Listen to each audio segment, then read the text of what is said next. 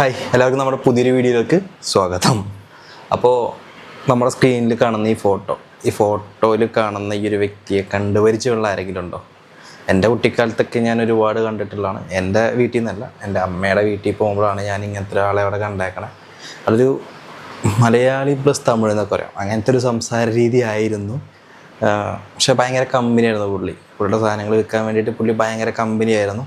പുള്ളി 1-2 ഐറ്റം ഇങ്ങനെ ആഴ്ചക്ക് വരും, 1-2 ഐറ്റം നമ്മളെ വീട്ടുകാരെ കൊണ്ട് എടുപ്പിച്ചിട്ട് പുള്ളി അടങ്ങുള്ളൂ. അങ്ങനെ എടുപ്പിച്ച് അങ്ങനെ പുള്ളിയുടെ അതിജീവനം അങ്ങനെയായിരുന്നു എന്ന് വേണമെങ്കിൽ പറയാട്ടോ. അങ്ങനെ പോയൊരു പുള്ളി.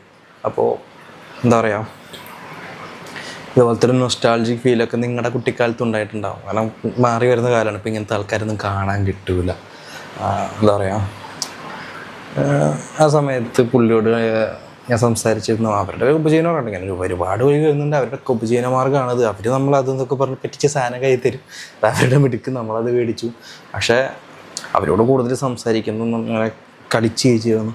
അവസാനം പോകാൻ നേരത്ത് വീട്ടിൽ 2 തേങ്ങയോ അങ്ങനത്തെ എന്തെങ്കിലും ഐറ്റംസൊക്കെ എടുത്തിട്ട് അവർ പോവും. അതായത് അവർ കട്ടുകൊണ്ട് പോകണതല്ല കേട്ടോ.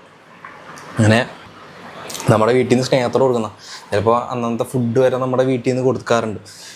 ഇങ്ങനത്തെ ആൾക്കാർ വരുന്നവർക്കറിയാം അവരെത്ര നേരം ഇരുന്ന് സംസാരിക്കുന്നു.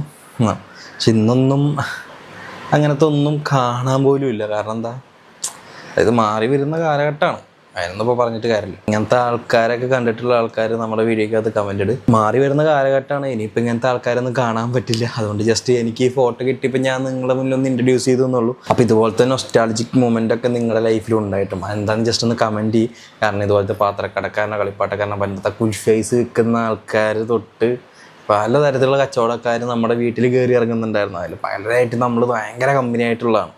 അപ്പോൾ അങ്ങനത്തെ ഒരു മൊമെൻറ്റ്സൊക്കെ നിങ്ങൾക്ക് ഉണ്ടായിട്ടുണ്ടാകും. അതൊന്ന് ജസ്റ്റ് ഒന്ന് കമൻറ്റ് ഇടും കേട്ടോ. നമ്മുടെ ചാനൽ സബ്സ്ക്രൈബ് ചെയ്യാൻ മറക്കരുത്. കാരണം ഇതൊന്നല്ല നമ്മുടെ ശരിക്കത്തെ കണ്ടൻറ്റ്. ഇതൊക്കെ ഞാൻ വെറുതെ ഇരുന്നപ്പോൾ കാണിച്ചു എന്ന് മാത്രമേ ഉള്ളൂ. നമ്മുടെ കണ്ടൻറ്റ് എന്ന് പറഞ്ഞാൽ കിടിലൻ ഫുഡ് സ്പോട്ടുകളും അടിപൊളി ഫുഡുകളും ഒത്തൻറ്റിക് കേരള സ്റ്റൈൽ ഫുഡുകളൊക്കെയാണ്. അപ്പോൾ അതൊക്കെ നമ്മൾ ഇനിയും കാണിച്ചുകൊണ്ടിരിക്കും. അപ്പോൾ കേരളത്തിൽ മൊത്തം നിങ്ങൾക്ക് അറിയാവുന്ന നല്ല നല്ല ഫുഡ് സ്പോട്ടുകൾ കമൻറ്റ് ചെയ്യാം കേട്ടോ. നമ്മളതൊക്കെ വിസിറ്റ് ചെയ്യാവുന്ന നല്ല ഫുഡ് സ്പോട്ടാണ്, നല്ല ഫുഡാണെന്നുണ്ടെങ്കിൽ നമ്മൾ ശരിക്കും അതായത് വീഡിയോ ചെയ്തിരിക്കും.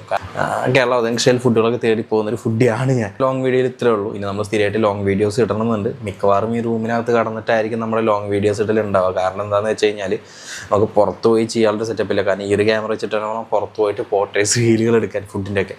അപ്പോൾ അത് ഇടുമ്പോൾ ഷോർട്സ് ആയിട്ടേ പോവുള്ളൂ, ലോങ് വീഡിയോസ് ആയിട്ട് പോവില്ല. അതൊരു പ്രശ്നം തന്നെയാണ്. ഒരു വീഡിയോയിൽ നിങ്ങളോട് കുറച്ച് കാര്യങ്ങൾ എനിക്ക് പറയണമെന്നുണ്ട്. അതായത് വ്ളോഗേഴ്സിനെ പറ്റി തന്നെ, എന്നെ പോലത്തെ വ്ളോഗേഴ്സിനെ പറ്റിയിട്ട് ഒരുപാട് കാര്യങ്ങൾ എനിക്ക് പറയാനുണ്ട്. എന്തായാലും ഞാൻ പറയാം. അപ്പോൾ അടുത്തൊരു വീഡിയോയിൽ കാണാം. Good bye.